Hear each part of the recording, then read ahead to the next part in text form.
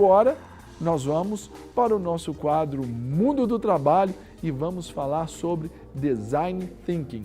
Nome diferente, né? Para mim também foi. Quando eu recebi a pauta, eu também quis procurar saber o que era, mas eu vou aqui trazer as suas dúvidas para a nossa querida parceiríssima empresária, Mônica Hauck. Mônica, seja bem-vinda mais uma vez. E a Mônica também nos trouxe aqui como convidada a Graziele Rangel, que é professora, que conhece tudo aí de Design Thinking, vai falar com a gente. Tudo bem, Graziele? Seja bem-vinda. É um prazer aqui conversar com vocês. E também, a Mônica trouxe também como convidado Lucas Alves, que ele é facilitador gráfico, que está aqui. Lucas, seja bem-vindo. Deus te abençoe. Obrigado. O Lucas tem uma função estratégica aqui no quadro de hoje, não é? Que eu estou super, hiper, mega curioso para saber o que vai sair do trabalho dele. Mas para isso, a primeira coisa que a gente precisa saber e levar para o pessoal de casa é o que é Design Thinking? A pronúncia é essa mesmo? É essa mesmo. É um termo em inglês, né? Parece meio complicado, mas na verdade é uma forma de pensar. Né? Como o nome já diz, é o pensamento do design. Né? Quando a gente tem uma lógica, é uma lógica que considera os desejos e as necessidades das pessoas, parte sempre desse pressuposto, para conseguir inovar e criar soluções, né, para as pessoas num mundo de problemas complexos, né, e que utiliza sempre a empatia, né, o processo de empatia, né, como uma forma de entender o que as pessoas desejam, o que as pessoas esperam. Trabalha também muito com a ideia de experimentação e colaboração.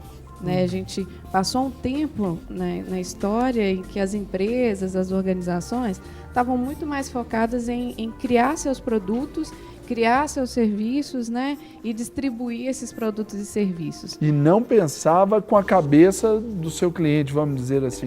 Tinha muitas vezes o discurso, né, o cliente sempre tem razão, está ao centro, mas muitas vezes esquecia do próprio cliente, né, de entender quais são as necessidades que esse cliente tem, quais são os problemas que ele enfrenta no dia a dia. É muito simples, é muito comum, né, Grazi, a gente encontrar assim, eu vou abrir meu negócio.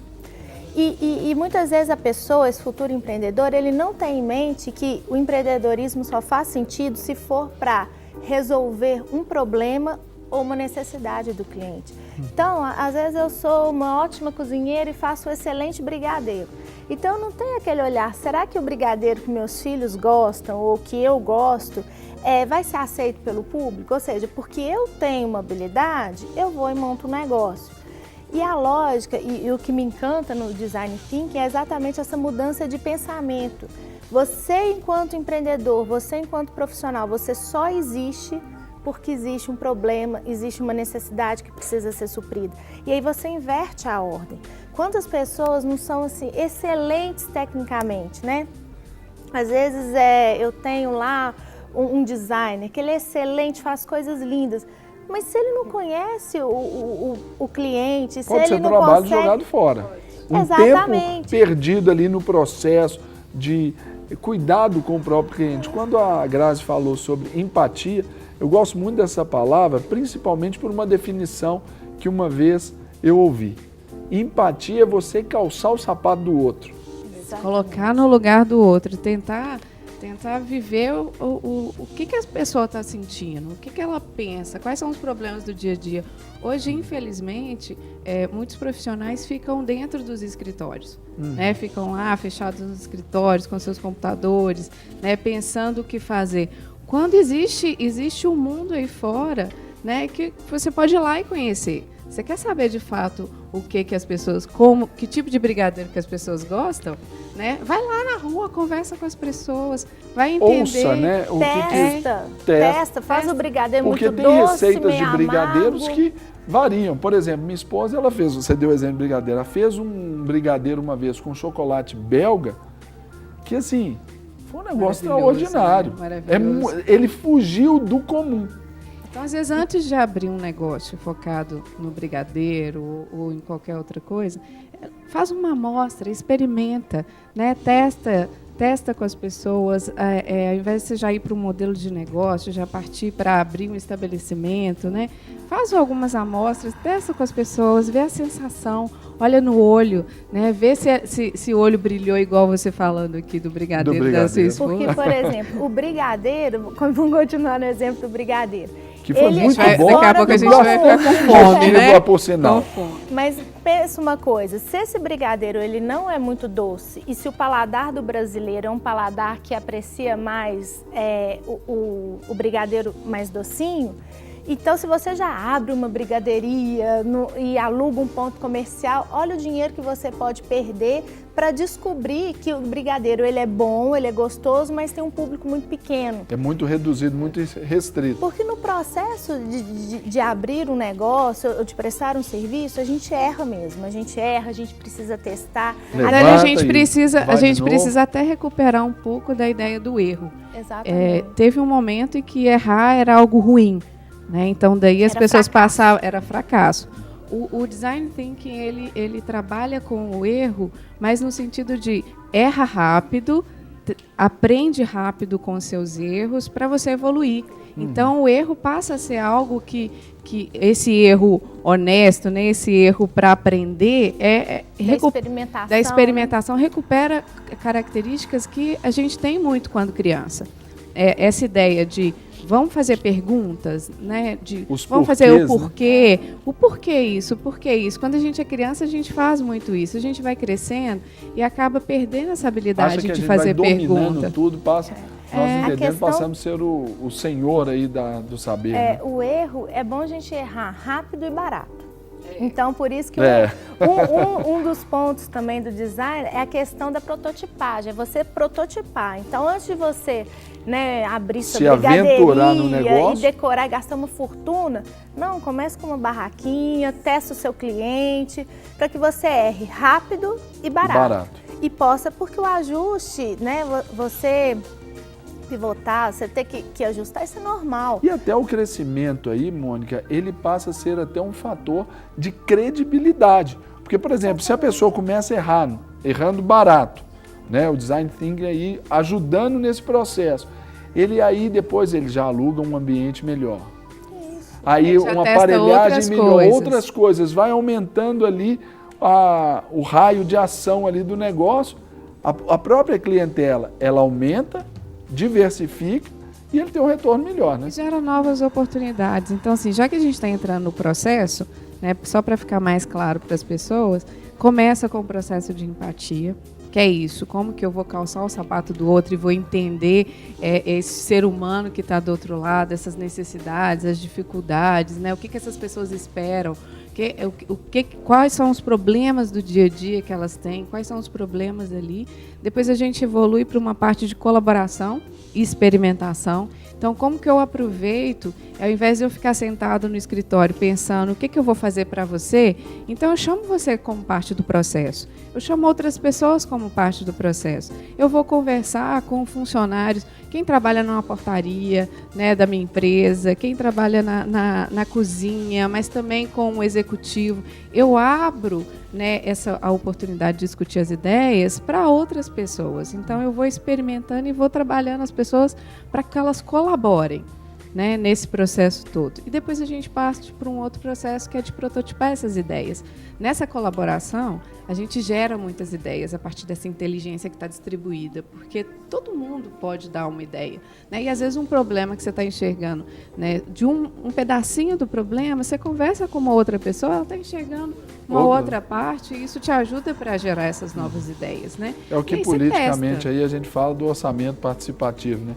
Ouve-se a comunidade, vê aquilo que há mais de prioridade, um fala uma coisa, outro outra. Quem mais entende dos problemas da cidade do que as pessoas que convivem? A própria população. A própria população. Agora, meninas, com licença aqui, vamos entender aqui com o Lucas o que é isso aqui. Vocês também podem nos ajudar a falar um pouco sobre esse quadro que ele já está lançando aqui. Lucas, conta pra gente o que você já está fazendo aí. Então, que, aliás, nós interrompemos. O quadro ele é dinâmico, ele funciona de acordo com a conversa que vocês vão conduzindo. Então, aqui a gente colocou inicialmente falando o que é o design thinking, né, que é o pensamento do design, que é entender o que as pessoas querem. E aí falamos um pouco de empatia, que é calçar o sapato do outro, a experimentação e o teste, né, que errar é preciso, questão de errar rápido e barato. Então aqui basicamente tem um resumo do que foi dito até então. Do nosso bate-papo aqui. Exatamente. Crescimento é credibilidade. Aqui falam dessas etapas do processo aqui, né? Primeiro a empatia, depois aqui a colaboração, que é esse processo todo participativo aí do gestor e dos colaboradores, né? E até dos próprios consumidores e usuários. Né? A ideia é não ficar só um grupo na empresa pensando o que vai ser feito para alguém, mas é fazer com as pessoas. Então, eu chamo as pessoas, eu chamo clientes, eu chamo usuários, eu vou conversar com elas e pedir a ajuda delas no processo, fazer com que elas ajudem a construir o produto ou o serviço, a falar sobre o brigadeiro, eu vou colocá-las lá para poder ajudar a fazer, né? E aí eu vou observando, né? E eu vou, a partir desse aprendizado, aí a gente evolui e inova, né? Com as pessoas e não só para as pessoas. E legal também que a gente tem uma pegada muito antropológica, assim, de observar como as pessoas se comportam e a partir dessa observação você pensar como que você vai desenvolver e como você vai prestar o seu serviço. Então, é um olhar o tempo todo para o consumidor final. É saber que uma experiência bem sucedida em um determinado local não necessariamente vai ser tão bem sucedida em outro. Isso, porque tem a ver com contexto, tem a ver com cultura, a cultura, tem a ver com os hábitos, os costumes das pessoas. Então, é toda uma observação que vai levar em consideração não só a parte técnica, mas também a parte comportamental do consumidor. Isso para o brasileiro, vamos dizer assim, esse é um pensamento novo, não é? Na verdade, ele não é tão novo. Ele é um pensamento que ele foi abandonado, né? Ele é um pensamento do design, dos designers.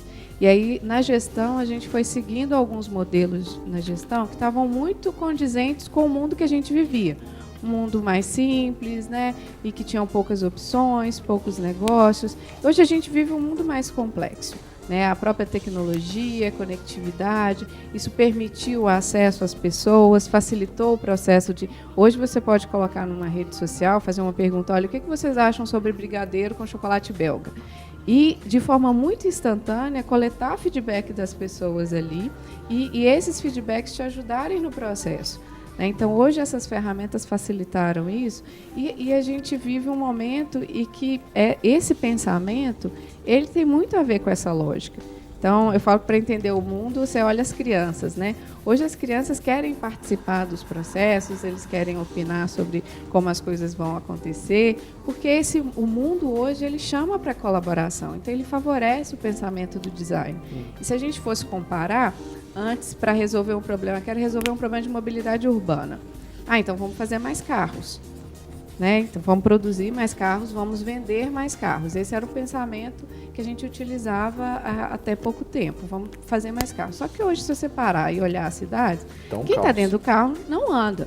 Né? Então, a gente não vai resolver um problema de mobilidade urbana simplesmente produzindo mais carros. A gente precisa envolver outros olhares, outras pessoas para ajudar nisso. E se a gente pensar em ciclovias, se a gente pensar na mudança do transporte público, se a gente pensar nas pessoas trabalharem mais próximo das suas casas, então envolve outras pessoas, outras necessidades, que se a gente ficar no pensamento tradicional do negócio, eu tenho um problema, preciso produzir um produto para resolver esse problema, a gente vai causar outros problemas. Né? Então, acho que daí o pensamento do design hoje é muito importante nesse processo. Porque ele não pede uma ordem, ele encontra uma ordem no meio desse monte de informações. Antigamente as coisas eram mais lineares, né? Agora você tem... esse pensamento ele leva em consideração um número maior de variáveis. Então, no mundo onde aparentemente tudo é o caos, ele consegue estabelecer uma linha de raciocínio e ele consegue interligar esses raciocínios de uma forma muito prática. Até bem pouco tempo atrás, principalmente eu estava falando sobre o padrão cultural brasileiro, né? Havia uma distância grande do empresário com o seu consumidor. Exatamente, a gente ficava lá no escritório. Isso. Então o design thinking veio para unir mais, aproximar mais o empresário ali, o comerciante, o empreendedor, do seu público final. Mas esse convite, vai lá, conversa com ele, né? Conversa, troca ideias, pede sugestões. Né? Não é a empresa hoje que tem que saber tudo e criar o produto perfeito. Não, vai lá e conversa. Absorve, se importa, né? A palavra importar é isso. Traz para dentro da sua estratégia, né? Se importe com as pessoas e traga para a sua estratégia o olhar do outro. Né? E o Lucas, por exemplo, está fazendo aqui para a gente a facilitação gráfica. Em um mundo complexo, né? Quando você coloca de uma forma mais visual um conteúdo, fica mais fácil de absorver, da gente entender, né? E é uma ferramenta que pode ser utilizada dentro do processo também. Vamos tentar desenhar como que as pessoas acordam pensando em brigadeiro. Né? Qual que é o momento do dia que as pessoas pensam no brigadeiro? Depois lá do almoço, cadê um brigadeiro? Vamos desenhar, fica mais fácil de você enxergar oportunidades. Grazi, eu fico pensando aqui na minha realidade. Por exemplo, eu faço psicanálise clínica também. Então, às vezes, para entender alguma determinada parte da aula, eu acho tão interessante a Janise, que é uma das nossas professoras lá. Janise, um beijo para você. Ela é muito jóia. E, às vezes, a gente coloca uma questão para ela. Ela fala assim, não, vamos entender isso. Aí ela vai para o quadro e ela desenha o pensamento. Então, até para você formular ali a sua questão, com o design ali daquele pensamento, você entende muito melhor, inclusive, a resposta que ela vai te dar. Fica muito de um conteúdo muito mais fácil, assim. Já está exercendo ali o design thinking de uma maneira assim, grossa. Você usa uma ferramenta, né, que é o pensamento visual, para facilitar. Se há um assunto complicado, né, vamos desenhar. Você já viu aquela frase assim, olha, quer que eu desenhe? Quer que eu desenhe? Para facilitar mesmo. Ali a Mônica viu ali uma... Inclusive usou essa expressão. Eu usei essa expressão ali agora no camarim. Ali. Mas é bom desenhar, porque cada pessoa ela tem uma forma de absorção da informação e do conhecimento de uma forma diferente. E o visual ele ajuda muito. Então, por exemplo, se nós fizéssemos uma ata da nossa conversa de 4 páginas, eu não ia ler.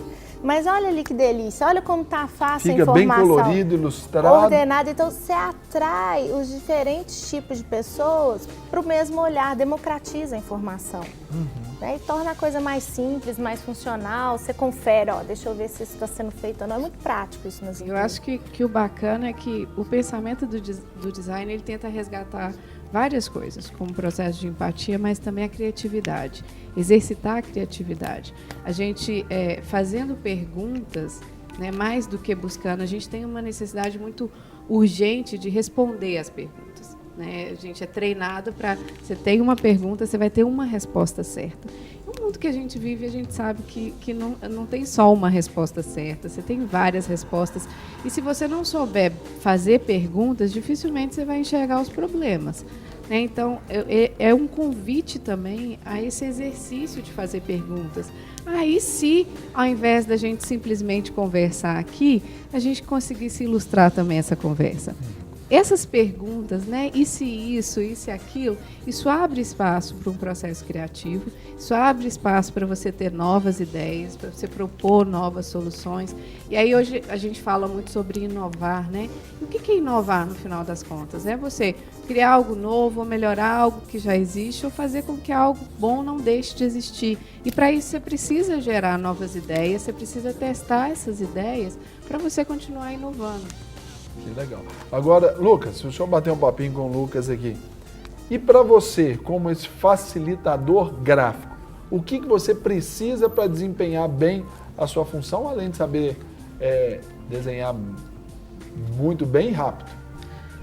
A prontidão é uma habilidade necessária, né, porque é necessário estar sempre atento para o que está sendo dito. Então, uma escuta seletiva para interpretar o que está sendo dito também, a prontidão para poder criar soluções rápidas e também adequadas ao que está sendo falado. E essa habilidade, na verdade, a habilidade de desenhar, ela é, vamos dizer, uns 20% do todo. Processo, assim, né? que legal. Porque o processo é um processo muito mais de escuta, interpretação, organização de informações e raciocínio do que simplesmente desenhar. Considerando a sua função aqui no nosso bate-papo aqui e até na sua vida profissional, qual que é a sua formação? Eu sou psicólogo. Muito jóia. É psicólogo, aí já foi desenhando, que já é um dom natural, já era uma habilidade sua nata. Sim, essa questão do dom, tem quem diga aí que é 1% de, como dizem mesmo, 90%, 99% de transpiração e 1% de inspiração.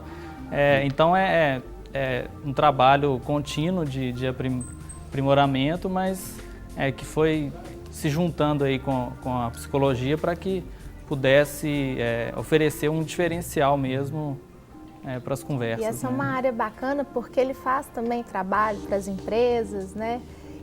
Porque não é todo mundo que dá conta, né? É um trabalho muito específico. Como que por exemplo, como que você trabalha com as empresas? Como que as pessoas podem, por exemplo, olha, eu gostei, eu quero ter um facilitador gráfico. Como que funciona isso? Então, a presença do facilitador gráfico, principalmente no Brasil, em Minas, ela tem crescido cada vez mais porque as empresas têm reconhecido a importância justamente disso que vocês estavam falando, de ter um pensamento visual envolvido nas conversas, nas reuniões, em workshops, como uma forma de sistematizar de um jeito diferente, criativo, o conhecimento que é produzido, né? Então, o facilitador gráfico, ele entra, de certa forma, discreto ali, fica ali junto numa reunião, mas acompanhando desse jeito mesmo, assim, trazendo uma forma diferente e até complementar ao que está sendo dito. Então, essa interpretação que a gente faz, ela favorece também ter novas ideias e insights. Então você tem essa liberdade de participar também nesse processo criativo e produtivo aí. Porque muitas vezes um seminário, por exemplo, né? Quantas coisas são ditas no seminário, quanta informação, quanto conhecimento. E é interessante porque isso é uma forma de você deixar tudo resumido, mas com aquilo que realmente... E sem perder, né? Exatamente, às vezes você retém o conhecimento. São fantásticos, né? E no processo de colaboração, por exemplo, então a gente vai conduzir um workshop. A colaboração, ela não nasce assim espontaneamente. Ela precisa ser estimulada, ela precisa ser conduzida. E aí, associando algumas ferramentas, como a facilitação gráfica, né, como outros trabalhos que vão favorecer essa troca de conversas, as pessoas aprenderem a conversar. Né, e conversar não é só ficar lá falando, existem processos e ferramentas que vêm com o Design Thinking para conduzir essa colaboração. Né? E essas ferramentas favorecem esse ambiente, porque a gente precisa criar ambientes mais estimulantes para as pessoas olharem e terem ideias, para as pessoas olharem que inspire mais, né? Que inspire, para que as pessoas resolvam problemas, para que elas se engajem, né, para mudar as coisas, para que elas repensem aquilo que elas fazem todos os dias. Então, muitas vezes você tem um negócio e você faz a mesma coisa do mesmo jeito sempre. Será que não dá para pensar de uma outra forma? Então, o pensamento do design, todas essas ferramentas que acompanham, elas favorecem isso. Como que as empresas podem pensar diferente. O convite é esse, pensar diferente. Maravilha. Quero agradecer a vocês, agradecer aqui o Lucas. Lucas, obrigado, viu? Belíssimo trabalho, inovador, pelo menos para mim foi hoje uma matéria muito nova. Moniquinha, obrigado aqui pela presença. E Grazi, obrigado pela presença no nosso De Tudo Um Pouco. Claro, volte sempre. Pode ir, turma boa assim, né? Aí a gente tem que ficar aqui brigando com a direção aqui. Não, tava lá, mas não... Aí você mais uma pergunta, porque o papo é muito gostoso. Agradeço a você, Mônica, quarta-feira.